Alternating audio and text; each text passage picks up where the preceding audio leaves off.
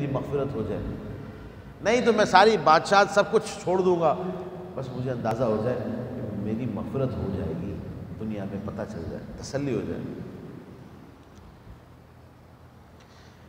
کہتے ہیں ایک دن سلطان محمود سبکتگین رحمہ اللہ رات کو نکلے، شام کے وقت جب شہر میں گشت کر رہے تھے تو بادشاہ نے دور سے دیکھا کہ ایک کباب والے کی دکان کے قریب ایک طالب علم کھڑا ہے، اس کے ہاتھ میں کوئی کاپی ہے، کتاب ہے، اور وہ چلا جاتا ہے اور کباب والے کی، کبابیے کی آنکھ کی روشنی میں کچھ عبارت دیکھتا ہے اور پھر اندھیرے میں چلا جاتا ہے اور ہل ہل کے یاد کر رہا ہے، بچہ یاد کر رہا ہے۔ پھر تھوڑی دیر بعد پھر جاتا ہے، پھر تھوڑی سی کتاب پڑھتا ہے، پھر کنارے پہ چلا جاتا ہے، یاد کرتا ہے۔ بادشاہ بہت دور سے دیکھ رہا تھا۔ جب قریب پہنچے تو بادشاہ نے شاہی مشعل بردار سے کہا کہ یہ شاہی مشعل اس بچے کو دے دو، اس طالب علم کو یہ مشعل دے دی جائے۔ تو وزیروں نے اور حفاظتی دستے نے کہا حضور محل قریب ہے، ہم نہیں ابھی وہاں سے بھجوا دیتے ہیں، ابھی آپ تو ساتھ چلیں، اب بادشاہ مکرم ساتھ ہیں، روشنی کے بغیر مناسب نہیں۔ بادشاہ نے کہا ہمارا اپنا علاقہ، ہمیں کیا مشکل پریشانی، ہمارا روز کا آنا جانا ہے، اس بچے کا وقت قیمتی ہے، یہ مشعل دے دی جائے، جیسا کہا جا رہا ہے ویسا کیا کریں۔ مشعل اس طالب علم کو دی گئی، وہ بچہ خوش ہو گیا اور مشعل لے کر اپنے گھر چلا گیا۔ بادشاہ اپنے محل پہنچا، آرام کیا۔ رات خواب میں جناب سرور کونین امام الانبیاء محمد مصطفیٰ احمد مجتبیٰ صلی اللہ علیہ وسلم کی زیارت ہوئی، اور امام الانبیاء جناب نبی کریم صلی اللہ علیہ وسلم نے فرمایا اے محمود سبکتگین کے بیٹے، تو نے جو وارث الانبیاء کی قدر کی، اللہ رب العزت نے تیری مغفرت فرما دی۔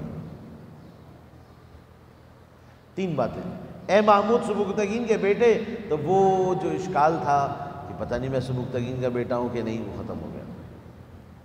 تو نے جو وارث الانبیاء کی قدر کی، تو یہ جو اشکال تھا پتہ نہیں یہ ہے بھی کہ نہیں ہے، تو پتہ چلا نہیں، واقعی میں وارث الانبیاء ہیں۔ اللہ رب العزت نے تمہاری مغفرت فرما دی۔ یہ بھی اس کو خوشخبری دنیا میں مل گئی کہ تمہاری مغفرت ہو گئی۔ فارسی کے شاعر کہتے ہیں خاک ساران جہاں را بحقارت مدگر، تجھے دانی کے دری گرد سوارے باشد۔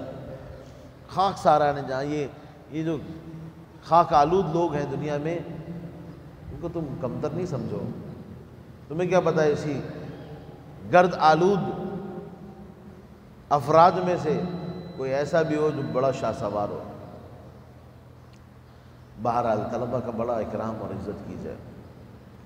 تو ایک تو لوگ طلبہ کا اکرام نہیں جانتے، ان کو کہیں بھی بٹھا دیتے ہیں، اپنے عالی مہمانوں کو تو بڑی عزت کے ساتھ بٹھاتے ہیں، قالین بچھا کے صوفوں پہ اور ایسی چیزوں میں بٹھاتے ہیں، طلبہ کو عزت سے اتنی نہیں بٹھاتے، اس لیے میں نہیں بھیجتا ہوں۔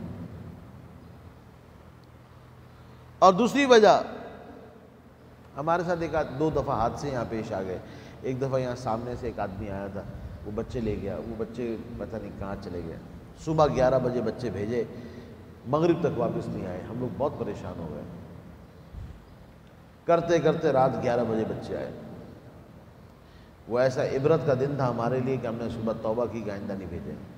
وہ ایک جگہ گیا، ایک جگہ سے دوسری جگہ لے گئے، وہاں پھر کھانے بننے میں دیر ہو گئی تو 2-3 گھنٹے کھانے میں لگ گئے، پھر وہاں سے واپسی میں گاڑی خراب ہو گئی تو پھر گاڑی بنوائی، تو پتہ نہیں کیا کیا کچھ کیا انہوں نے۔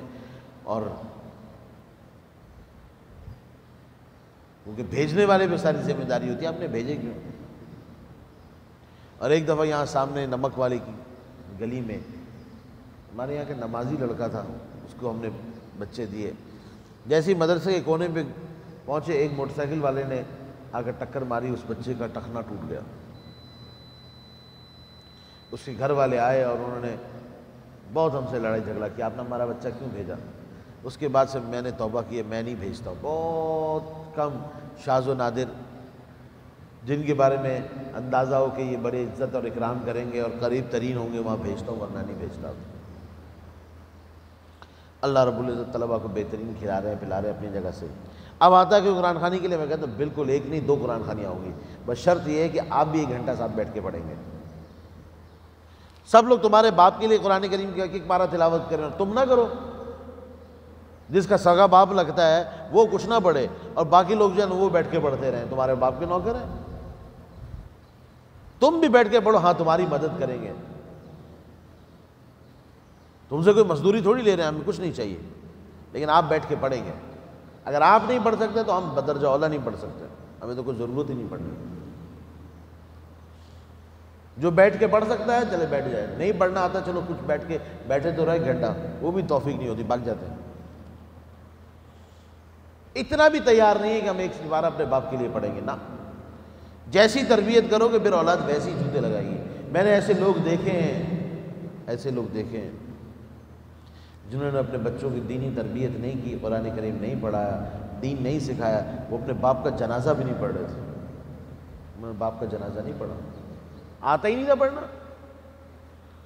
دور کیا جا رہا. اس محلے اور علاقے میں کتنے لوگ ہیں، میں یقین سے کہتا ہوں آپ 10 آدمیوں سے پوچھیں گے 10 میں 8 کو جنازہ پڑھنا نہیں آتا.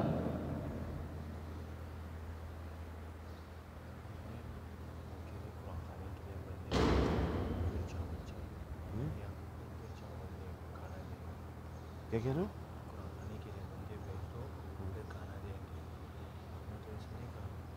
میں نے تو 11 بجے کا ٹائم دیا تھا ان کو. ہاں بھیج دو وہیں پہ، وہیں دیکھ لو مسئلہ حل کرو کچھ بھی، ورنہ بھیج دینا بچے وہیں پہ کچھ پڑھ لیں پھر کر لیں. اللہ اکبر کبیرہ لا حول ولا قوت الا باللہ. کتنے ہی ایسے ہمارے یہاں مسلمان ہیں جن کو دعا قنوت نہیں آتی. کتنے ہی مسلمان ایسے ہیں ہمارے یہاں جن کو قرآن کریم پڑھنا نہیں آتا. اور افسوس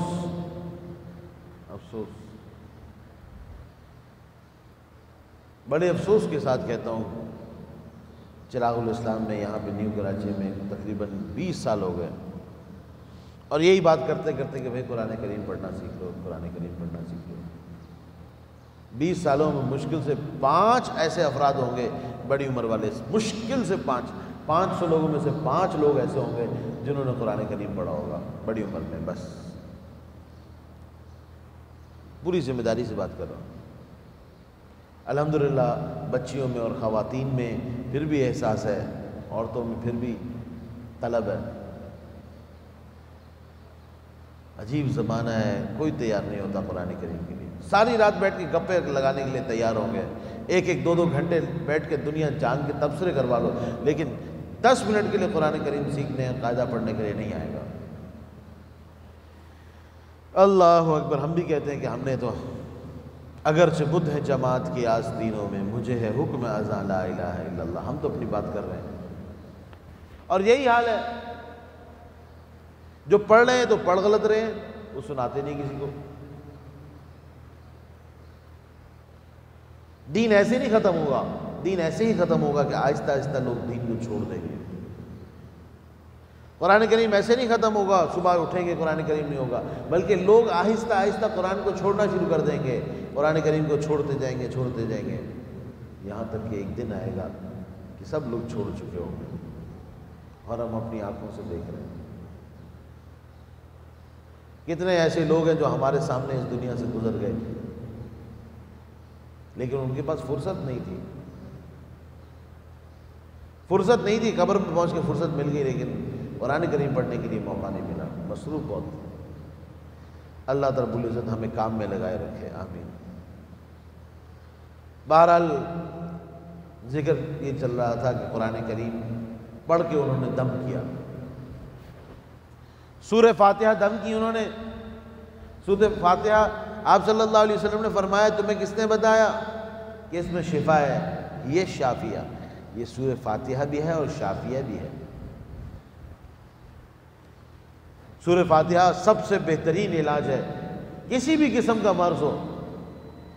دیکھیں جب مرض بڑا ہوتا ہے نا تو دوائیں بھی زیادہ 4-4 6-6 گولیاں کھانی پڑتی ہیں، ڈرپ بھی لگتی ہے. یا تو گولی ایک ہو لیکن طاقت میں بہت زیادہ ہو. ایک گولی ہوتی ہے 250 mg ملی گرام کی، ایک ہوتی ہے 500، ایک ہوتی ہے 1000 کی. طاقت زیادہ ہوتی ہے اس میں. جتنی بڑی ضرورت ہوتی ہے اتنی بڑی طاقت چاہیے. آپ کو ایک جگ شربت بنانی ہے تو 4 چمچ ڈال کے ایک شربت نہیں بنے گا 4 چمچ چینی سے. اگر آپ کو پورے کولر کو میٹھا کرنا ہے تو اس کے لیے پھر چینی بھی اسی حساب سے ڈالی جائے گی. چینی کی مٹھاس میں اختلاف نہیں ہے، وہ میٹھی ہی ہے، اس کا ہر ذرہ میٹھا ہے، لیکن آپ کو جتنا علاقہ میٹھا کرنا ہے نا اس کی حساب سے کرنا پڑے گا. تو شیطان کا جتنا زور ہوتا ہے اسی اعتبار سے آیت الکرسی پڑھنی پڑتی ہے. بیماری کا جتنا حملہ ہوتا ہے اتنی توجہ سے اتنے اخلاص کے ساتھ سورہ فاتحہ پڑھنی پڑے گی. لیکن یاد رکھیں ہر دفعہ پڑھنے سے فائدہ ضرور ہوتا ہے. ہو سکتا ہے، میں مثال دیتا ہوں اس کی، ایک ترازو ہے، ایک ترازو کی دوسری طرف پردہ لگا ہوا ہے اور کوئی وزن پڑا ہے. آپ نے ادھر سے ترازو کے ایک پلڑے پہ ہاتھ لگا کے دیکھا کہ ہاں وزن پڑا ہوا ہے. اب آپ نے تھوڑا تھوڑا وزن ڈالنا شروع کر دیا.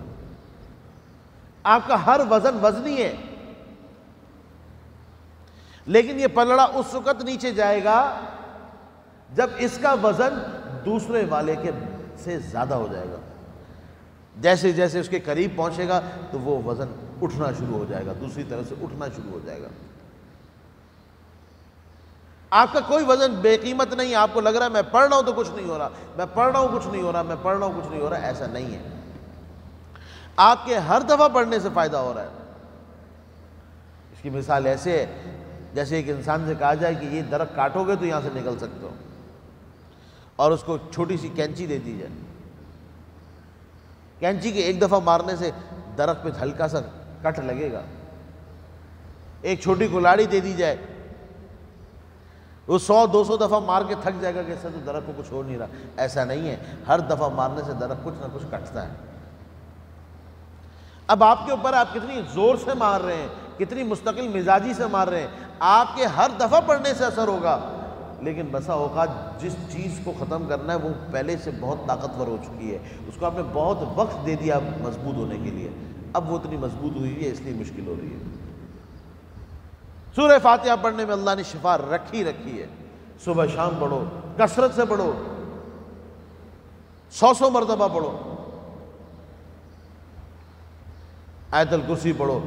کتنے سے بڑے سے بڑا شیطان و مصیبت کیوں نہ ہو، اللہ کے کلام سے بڑا نہیں ہو سکتا. اور خود نہ پڑھو اور لوگوں سے کہو پڑھتے رہو، تو جس طرح دوا مریض کو خود کھانی ہوتی ہے، دوسروں کی دوا کھانے سے فائدہ نہیں ہوگا. نہ یہ جاننے سے فائدہ ہوگا کہ اس دوا میں بہت اچھا علاج ہے. تو جب تک کھاؤ گے نہیں کام نہیں ہوگا، پڑھو گے نہیں، خود پڑھنے سے کام ہوگا. دوسروں کو بھوکے نہ مروائیں. دوسروں کے پڑھنے سے بھی تھوڑا سا فائدہ ہوگا، اصل اپنے پڑھنے سے ہوگا. جتنے بڑے سے بڑا جادو ہو پڑھنا شروع کر دو. سورہ فلق، سورہ ناس روزانہ صبح شام 100 مرتبہ پڑھو.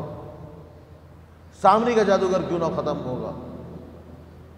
بڑے سے بڑا جادو بھی ختم ہو جائے گا. پڑھنا تو شروع کرو، چھوڑنا نہیں، اور زیادہ سے زیادہ پڑھتے جاؤ. آپ کو جتنی سردی لگتی ہے آپ اتنے اوپر کپڑے پہنتے ہیں. بنیان بھی پہنی ہوئی ہے، قمیض بھی ہے، سویٹر بھی پہنا ہوا ہے، جیکٹ بھی لے لی، اوپر سے شال بھی لے لی، دروازہ بھی بند کر دیا. کیوں؟ سردی زیادہ ہے تو اہتمام بڑھتا جا رہا ہے، تو اثر زیادہ ہے تو پھر پڑھتے چلے جاؤ، پڑھتے چلے جاؤ، پڑھتے چلے جاؤ، رکنا نہیں. یہ اللہ کا کلام ہے، اس سے ابلیس بھی بھاگے گا. لیکن پڑھنا ہوگا مستقل مزاجی سے. کوئی ایسی تکلیف نہیں ہمارے اوپر اثرات ہو گئے تو پڑھو نا. اللہ کا کلام نہیں پڑھتے تو پھر در بدر پھرتے رہو گے. پڑھنا شروع کر دو سورہ فلق، سورہ ناس. بڑے سے بڑا جادو ختم ہو جائے گا انشاءاللہ. لیکن چھوڑنا نہیں، چھٹی نہیں کرنا. 1 نمبر 2 سب گھر کے افراد پڑھیں،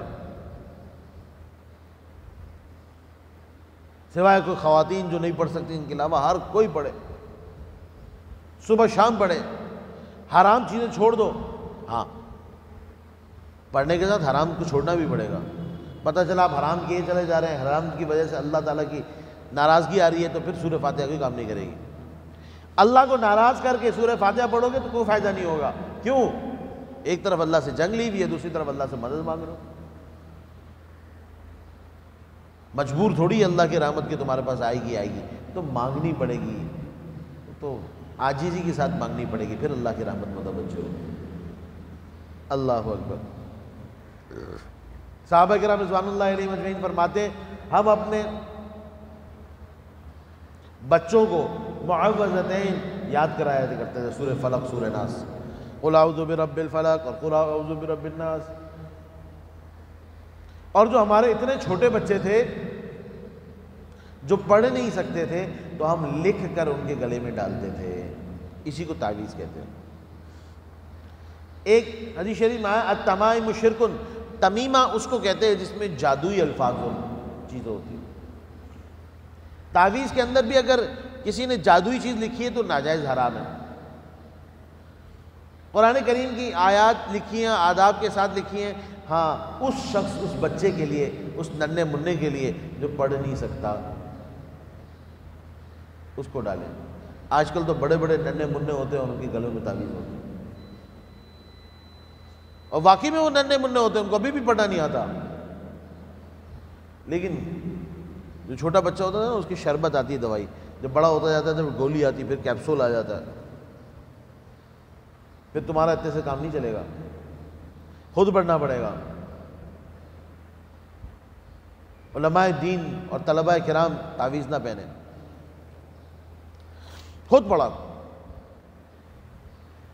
بس اس کا جواز اس حد تک ہے، جو نہیں پڑھ سکے ان کو ڈال دیا جائے، یہ کوئی مستحسن عمل نہیں ہے۔ حدیث شریف میں آتا ہے، جناب نبی کریم صلی اللہ علیہ وسلم نے فرمایا قیامت کے دن 70,000 افراد بجلی کی چمک کے ساتھ جنت میں داخل کیے جائیں گے۔ یہ وہ لوگ ہوں گے جو جھاڑ پھونک نہیں کرتے ہوں گے، لا یسترقون، دم بھی نہیں کرتے ہوں گے، وعلی ربہم یتوکلون، صرف توکل پر، اللہ کے اوپر پورا مکمل توکل کرتے ہوں گے، یہ وہ متوکلین لوگ ہوں گے۔ اللہ اکبر کبیرہ۔ اپنوں کے نقش قدم پر ہو مرنا یا جینا، وَيَرْحَمُ اللَّهُ عَبْدًا قَالَ آمِينَ۔ اپنے بزرگوں کی ہماری شان یہ کہ وہ تعویذ وعویذ نہیں پہنتے تھے، حرام بھی نہیں کہتے تھے، ایسے لوگوں کے لیے جائز ہے، لیکن خود نہیں پہنتے تھے۔ اور جتنا بڑا علم میں انسان ہوگا اس کے دشمن بھی اتنے زیادہ ہوں گے۔ ڈاکو اس کو لوٹتا ہے جس کے پاس مال ہوتا ہے، پیسے ہوتے ہیں، کبھی چرسیوں کو اور بھکاریوں کو ڈاکو نہیں لوٹتے، کو پتہ کچھ ہے ہی نہیں۔ تو جس کے پاس علم ہوگا، عمل ہوگا، شیطان اس کے پیچھے ہوگا، اس سے عمل ضائع کرائے۔ یہ سمجھے کہ میں بہت بڑا علم والا ہوں یا عمل والا ہوں یا طالب علم ہوں، میرے پر شیطان نہیں لگے گا، بھائی تمہارے لیے تو زیادہ متحرک ہے، تم تو اس کے ٹارگٹ ہو، تم ہی تو ٹارگٹ ہو اس کے، وہ چاہیے اس کو وہ لوگ جو عمل کر رہے ہیں۔ اللہ اکبر کبیرہ، لا الہ الا اللہ وحدہ لا شریک لہ، لہ الملک و لہ الحمد وہو علی کل شیء قدیر۔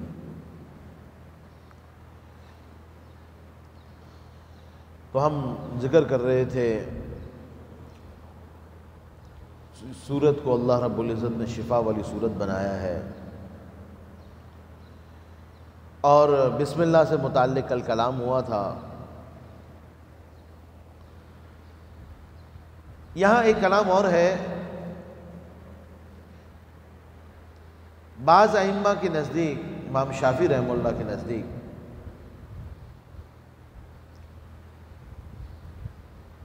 بسم اللہ الرحمن الرحیم ایک آیت ہے سورہ فاتحہ کی۔ سورہ فاتحہ 7 آیات پر مشتمل ہے، لیکن بعض قرآن کریم آپ اٹھا کے دیکھیں گے تو اس کے اندر بسم اللہ الرحمن الرحیم پر آیت نمبر 1 کا نشان ہوتا ہے، اور صراط الذین انعمت علیہم. بعض جگہ یہ آیت نمبر 6 ہے، غیر المغضوب علیہم ولا الضالین، یہ آیت نمبر 7 ہے. شوافے کے ہاں امام شافعی رحمہ اللہ کے نزدیک بعض روایات سے وہ استدلال کرتے ہیں اور یہ ذکر کرتے ہیں کہ سورہ فاتحہ 7 آیات پہ مشتمل ہے، اور آپ صلی اللہ علیہ وسلم نے جو پڑھ کے سنائی تو بسم اللہ الرحمن الرحیم الحمدللہ رب العالمین سے سنائی. امام اعظم امام ابو حنیفہ رحمہ اللہ تعالیٰ نے اور آپ سے پہلے بڑے بڑے حضرات، حضرت عبداللہ ابن مسعود رضی اللہ تعالیٰ عنہ اور بہت سارے کبار صحابہ جن میں خلفائے راشدین اور دیگر حضرات ہیں، یہ سب حضرات اس بات کے قائل ہیں کہ بسم اللہ الرحمن الرحیم سورہ فاتحہ کا جز نہیں ہے.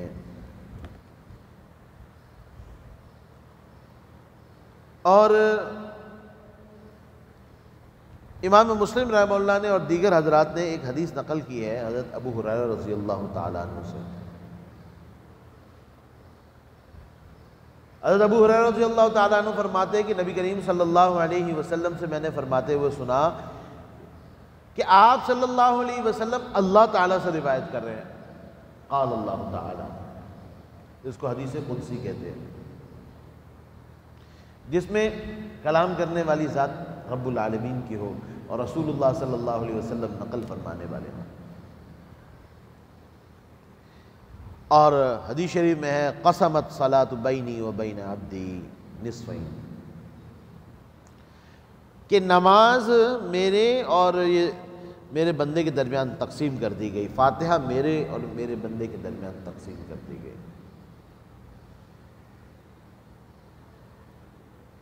فَإِذَا قَالَ الْعَبْدُ الْحَمْدُ لِلَّهِ رَبِّ الْعَالَمِينَ، جب بندہ کہتا ہے، سب سے پہلی آیت پڑھی الحمدللہ رب العالمین، تو قال اللہ تعالی حمدنی عبدی، تو اللہ رب العزت فرماتے ہیں میرے بندے نے میری حمد کی. اور جب بندہ کہتا ہے الرحمن الرحیم قال اثنى علی عبدی، تو اللہ رب العزت فرماتے ہیں میرے بندے نے میری ثنا بیان کی.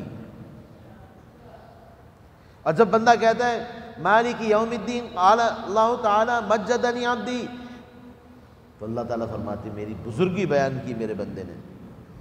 وَإِذَا قَالَ إِيَّاكَ نَعْبُدُ وَإِيَّاكَ نَسْتَعِينُ، اور جب کہتا ہے اللہ ہم آپ سے ہی مدد مانگتے ہیں اور آپ کی عبادت کرتے ہیں، آپ سے مدد مانگتے ہیں، تو اللہ تعالیٰ فرماتے ہیں ھذا بینی و بین عبدی، یہ میرے اور میرے بندے کے درمیان ہے.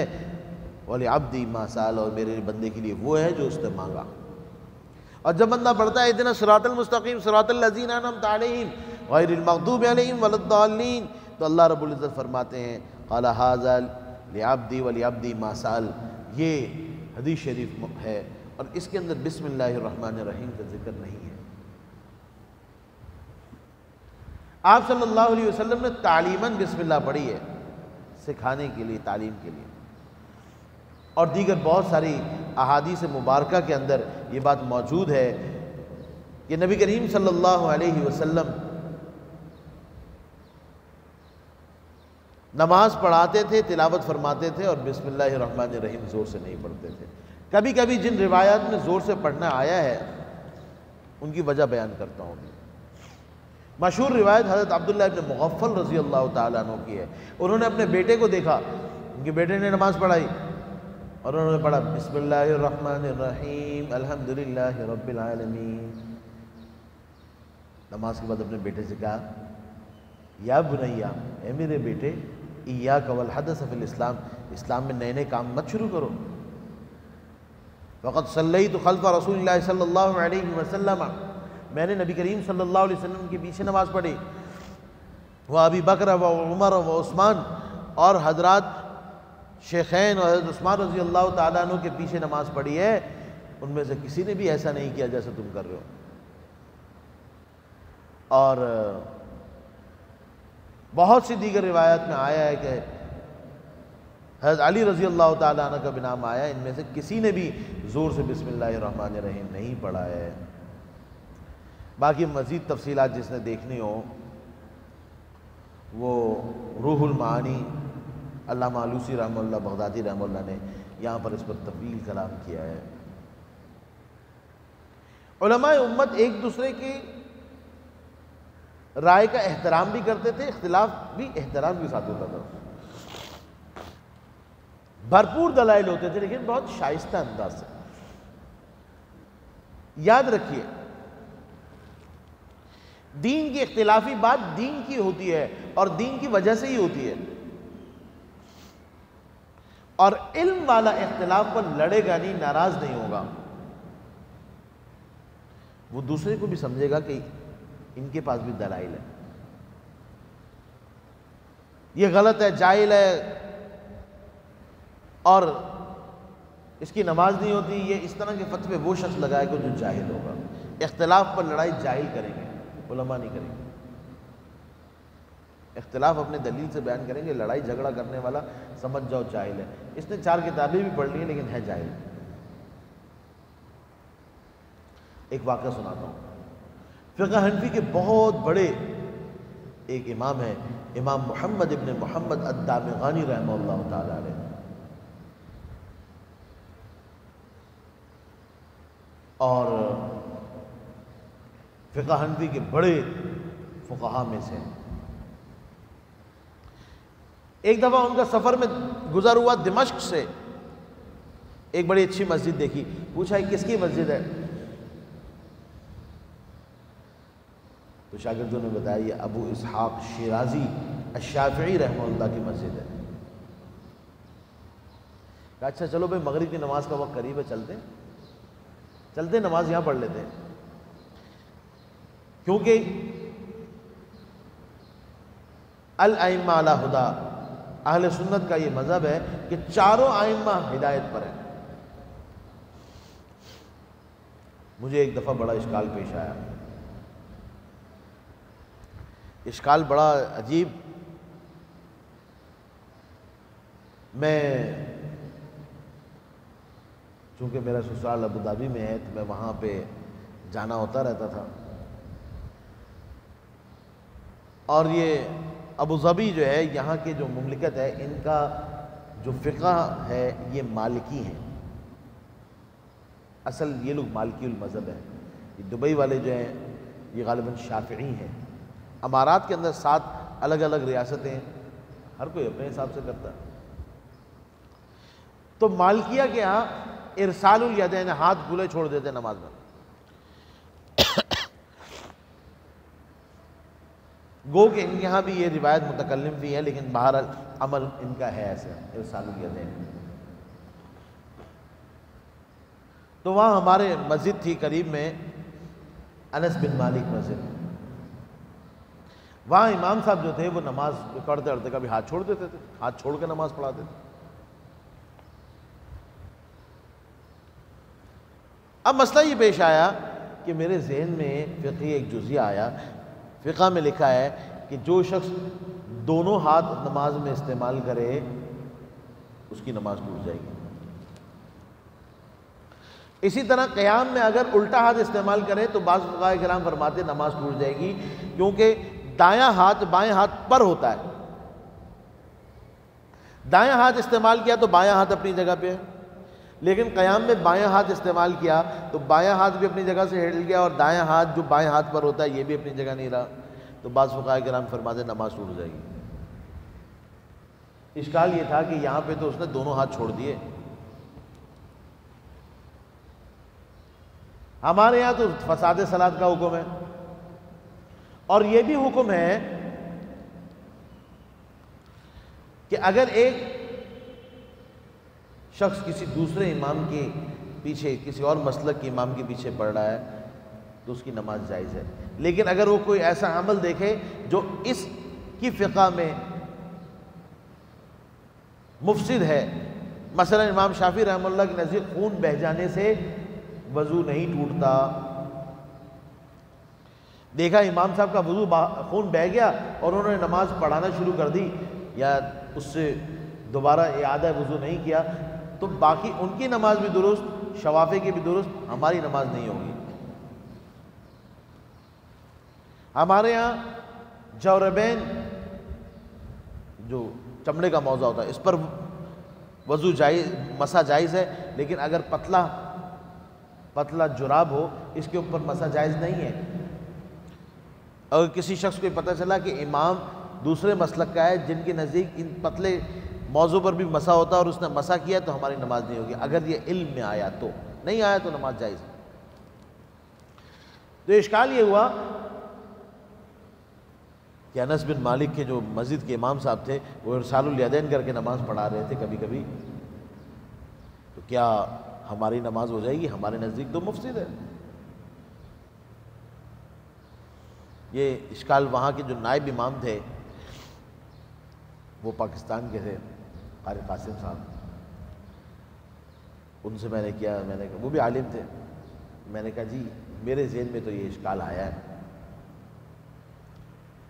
وہ بھی انہوں نے کہا یار یہ بات تو بالکل درست کہہ رہے ہیں آپ۔ اتفاق سے حضرت مفتی صاحب رحمہ اللہ تعالی علیہ دبئی تشریف لائے، میں بھی وہیں پہ تھا۔ مفتی صاحب رحمہ اللہ سے یہ سوال پوچھا، حضرت یہ مسئلہ ہے، تو حضرت نے جواب میں فرمایا کہ اہل سنت والجماعت کا متفقہ نظریہ ہے کہ الائمۃ علی ہدیٰ، جتنے بھی ائمہ ہیں نا وہ جو بھی اختلاف کریں ہیں سب ہدایت پر، سب صحیح ہے، لہٰذا ان کے نزدیک اس طرح نماز درست ہے تو ہماری نماز بھی ارسال کرنے والے کے پیچھے درست ہوگی، جائز ہے، نہیں ٹوٹے گی۔ اللہ اکبر کبیرہ، پتہ نہیں مسئلہ سمجھ میں آیا کسی کو نہیں آیا۔ تو امام محمد ابن محمد الدامغانی رحمہ اللہ تعالی علیہ ابو اسحاق شیرازی رحمہ اللہ کی مسجد میں آ گئے، بڑے عالم، چہرے دیکھ کے علماء چہرہ دیکھ کے پہچانے جاتے ہیں، طلبہ چہرہ دیکھ کے پہچانے جاتے ہیں۔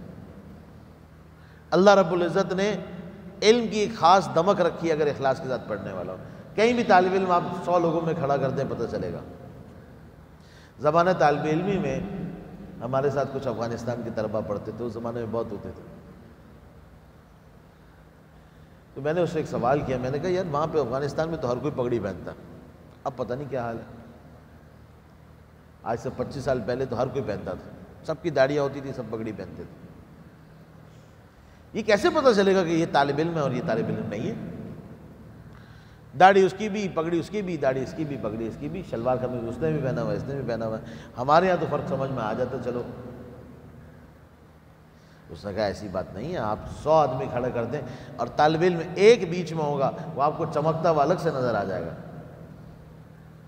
اس کا رنگ جیسا بھی ہوگا اس کے اوپر نور ہوگا، آپ خود پہچان لیں گے کہ یہ طالب علم ہے۔ اللہ اکبر۔ امام مالک رحمہ اللہ نے امام شافعی سے فرمایا تھا نا، میں نے ذکر کیا، رأیت نور اللہ فی جبہتک فلا تطفئہ فی معصیت الخالق،